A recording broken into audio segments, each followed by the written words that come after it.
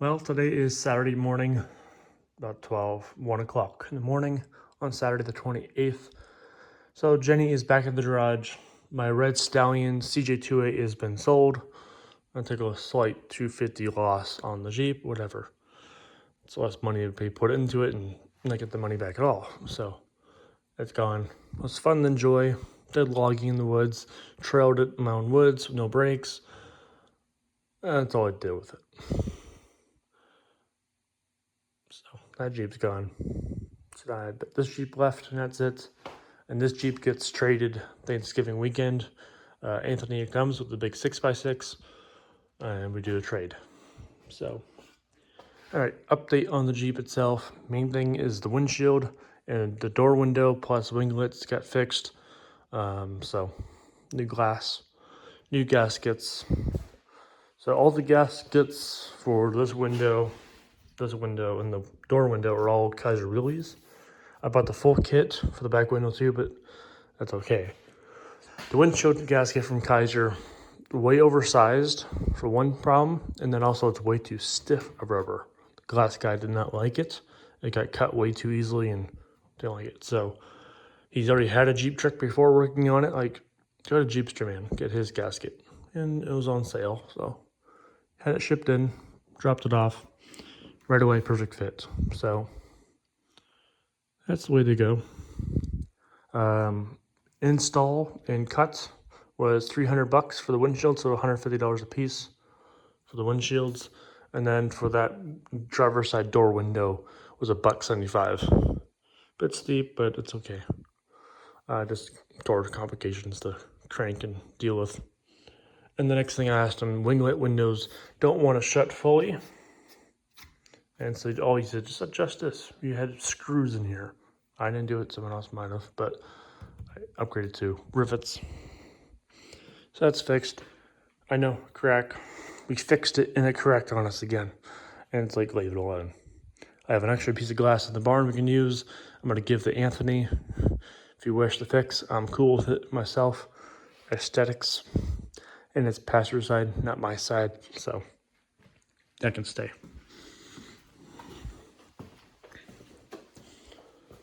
On this side, yeah. It still doesn't want to shut fully, but the handle's missing. That's why it stays open. Yeah, not much else. I did order new screws. Jeepster Man had them, kind of really cheap. So I got new screws going down, all stainless for the vertical center pieces. Mine all had sheet metal screws or whatever, drywall, whatever they had. Not right. So I get the proper ones, release the center. The rest I have all the proper screws that match. I still might want to order more. I know this door here is missing a few. 1, 2 screws missing there. And then this door card is missing 1, 2, 3, 4, 5, 6, 7, 8, 9, 10. 10 screws missing. And then also, I don't know where I put it, but I had the chrome piece somewhere. That's missing. I know where you are. That little piece. I know where that's at. And I gotta find you. No wait, mine broke on me.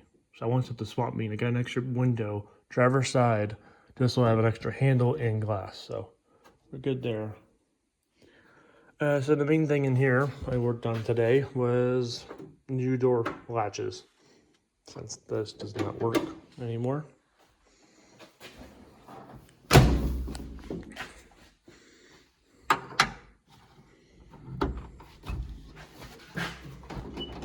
I mean, you still have a gap that will show, but physically it ain't opening.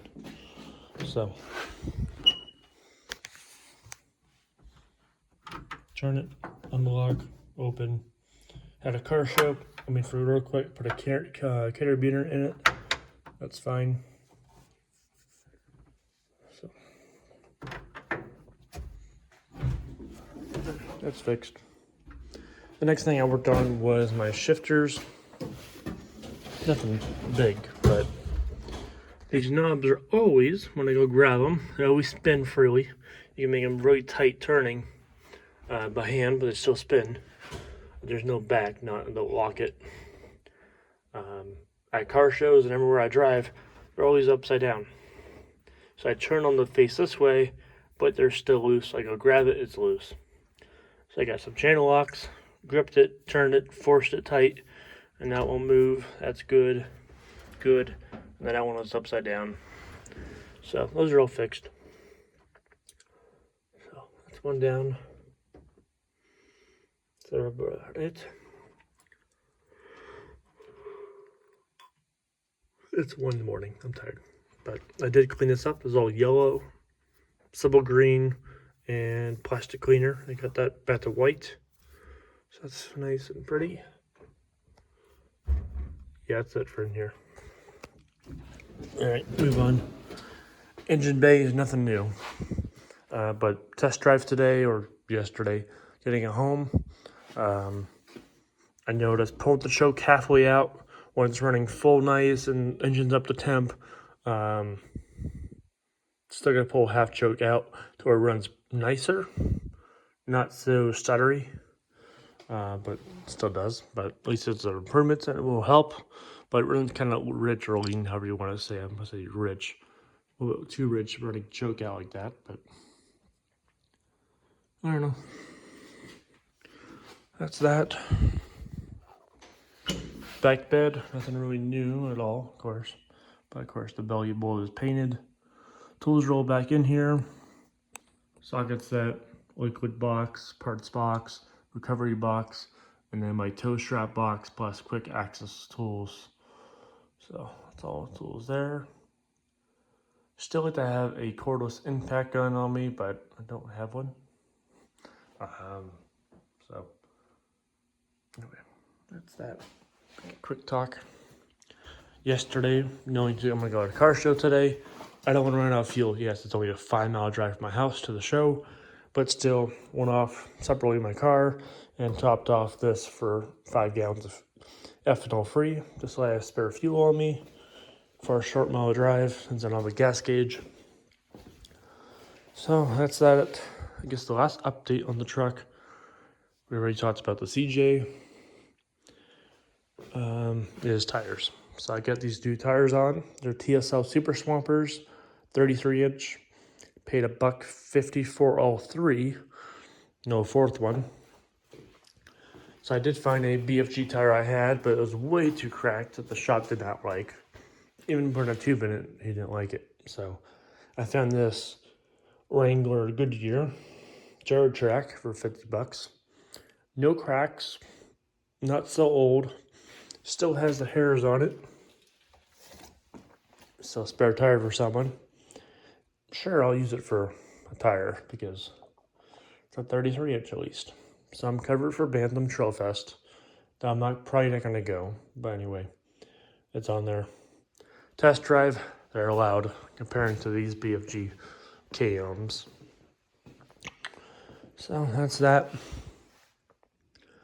As for Bantam Trail Fest, I'm still signed up. I'm registered, good to go. I trust the truck at this point to go. I don't have the carburetor fine-tuned far enough to trust it still. So that's part of the reason why I'm starting to say back out on it. Go to the show, go off-road, that's fine. Then all of a sudden, floods or something happens, and who's going to help me? Everyone's got fuel injection, YJ's and newer. It's like, I don't want to be stranded. No one to help me. There'll probably be a few, but not many. So that's one thing making me want to back out on going to Trail Fest. But I do have 2 things that are planned that weekend. There is Fall Fest at a resort nearby, car show they're having.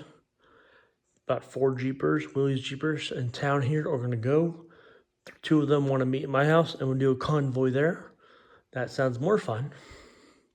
If you're more era of Jeep, goes to a car show, that sounds more fun than going off-road. Off-road does sound more fun, yes, but the things that might happen, breakdowns, that's part of it, but still. Plus, I'm trying to sell the truck. I don't want to abuse it too hard. Anyway, so I'm probably going to back out, not go there. It's Trail Fest. Probably going to the car show. and that's noon to afternoon. In the morning, I'm gonna go to Mentor, Ohio.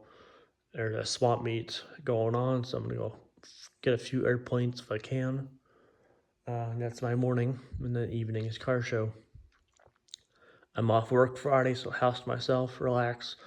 Probably do firewood, pull stumps. I'm not sure. That's all I got planned. So Sunday I'm free for that week. And that's it. That should be the very last show. Downtown car shows. This coming Monday is the last show for the year. So car shows are just about done before the end of the month. So no more shows. So I've taken this truck to Spring Wheels Reunion, where it caught fire. I took it to Bantam. Did decent driving till had vapor issues. Carburetor vacuum. And then I took it to Parade downtown 4th of July. And then I took it to my church car show. Took it to 2 downtown car shows, the big ones in town. 2 times to the Bayfront car shows.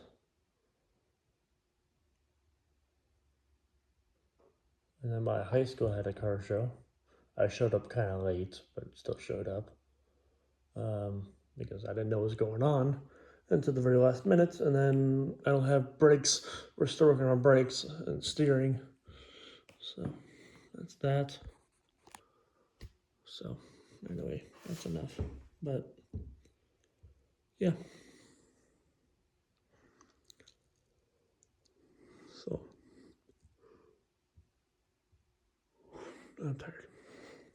So yeah, after Fall Fest, enjoy it more. Pretty much when November hits, enjoy it as I am. But I'm gonna start pulling parts off.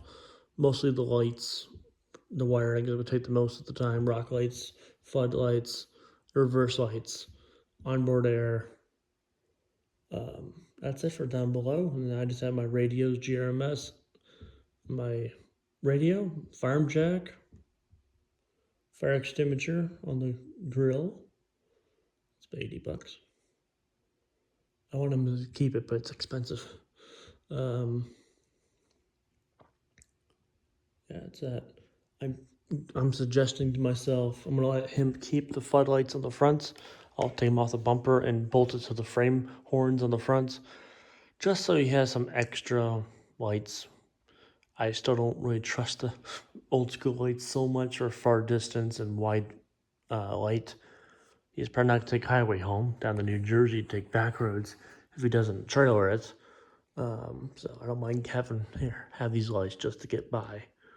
Mail them to me or just keep them. I don't care for those amber lights from Auxbeam. So that's fine with me. Keep those. So that's that. I get prepped. And it comes Thanksgiving weekend with the Deuce and a Half. Update on the Deuce and a Half. He just posted on Instagram that he painted it blue. I knew about 2 weeks ago.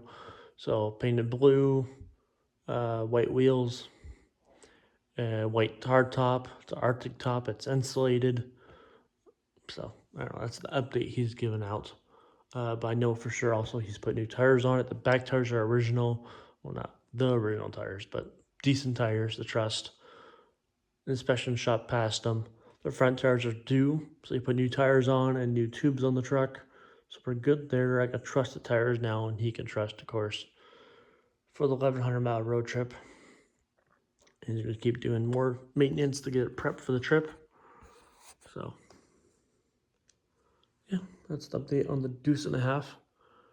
And I'm on forums now, and yeah, just trying to understand the Deuce and a Half, military groups, convoys, and events. So most of those guys join motor pools. I'm in PA. The PA group is down in Gettysburg, way too far away. But the Ohio group meets roughly an hour and a half, 2 hours away from me. So that's more reasonable. So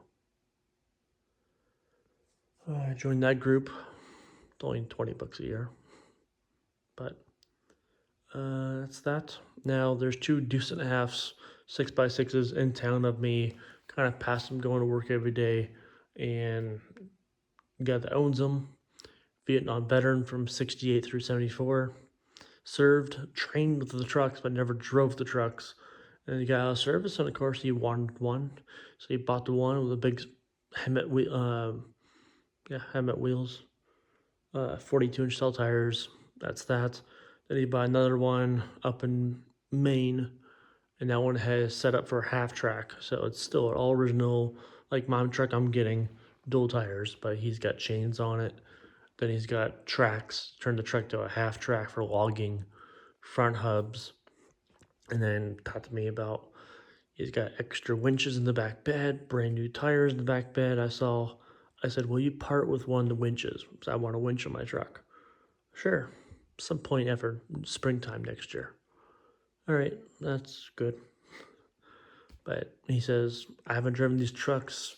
I haven't started them up since COVID, but I have not driven them for 15 years. But they're insured still. He said, bring your truck by. I might start them up and drive one of them. Get some more motivation in him. But yeah, that's that. So my truck's blue, painted blue, and he's gone with more of a U.S. Navy blue, which is similar to this, a little bit more brighter blue. I'm cool with it. He wants to add some yellow decals to it, and I'm kind of say hold off. I will do yellow decals myself because I've come from a U.S. Navy Sea Cadet, which is partnered with the Navy and the Coast Guard as a program for age 13 to 18. And so I was in the program for 7 years, Petty Officer second class rank. I got BDUs and NWU uniforms. My NWs will match the truck. Of course, a bit small for me, but they'll match the truck. I always get more. So I'm fine with that. But I'm going to put my battalion numbers on it. So I'm Erie Battalion. I forget the numbers, but I'll look it up. I'll put those numbers on it, put Sea Cadet logos on it, and kind of match between Navy, Sea Cadets, and Blue Angels theme of the truck. So that's my intent, focus of the truck. There's no blue truck really out there except for the Air Force has trucks. That's about it. There's red for fire trucks, yellow for airports, and then green for our Army, as well as tan for the Desert Storm. So not many blue, but I'm okay with blue. Anyway, that's that. Battery's about to go. I shall go in. It's about 1:30 now. So, alrighty, there's my update on Jenny, Red Stallion, and the new 6x6. I don't know what to name it yet. He's, of course, called it Hercules. That's what everyone calls it, what motor it has. But he's called it Smurf because it's blue.